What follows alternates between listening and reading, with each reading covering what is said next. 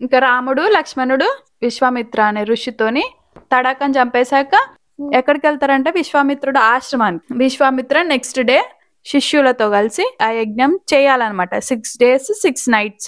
6th day రోజు morning ఏమైందంటే రాముడు లక్ష్మణ్తో అన్నాడు అనమాట, ఇప్పుడే వస్తారు శత్రువులు, ఇంకా ఇది లాస్ట్ డే కదా యజ్ఞానికి, అలర్ట్ గా ఉండాలి అని చెప్తాడనమాట. చెప్పినమ్మటే 2 రాక్షసులు కనిపించారు. వాళ్ళిద్దరూ తడాక కుమారులు. అప్పటికే ఏం చేస్తున్నారంటే ఈ మరీచ సుబాహు యజ్ఞం జరుగుతుంటే ఒక బ్యాడ్ బ్లడ్ మాంసం వేయడానికి ట్రై చేశారనమాట. శక్తివంతమైన రాక్షసులు కదా, నార్మల్ బాణాలు పనికిరావన్నమాట వాళ్ళని చంపేయడానికి, ఉరుములు మెరుపులు వస్తాయన్నమాట. అప్పుడు రాముడు మానవస్త్రం అని ఒక వెపన్ ని మరీచ అనే రాక్షసుడికి తగిలి సముద్రంలోకి లోపలికి వెళ్ళిపోతాడు అనమాట. మరీచ ఫినిష్. ఫైర్ తోని సృష్టించిన ఒక వెపన్ ఉంటది కదా, ఆగ్నేయాస్త్రం. ఆ వెపన్ ఏం చేశాడు, సుబాహుకి గురి పెట్టాడు. తగలంగానే ఎమ్మటే బూడిదైపోతాడు.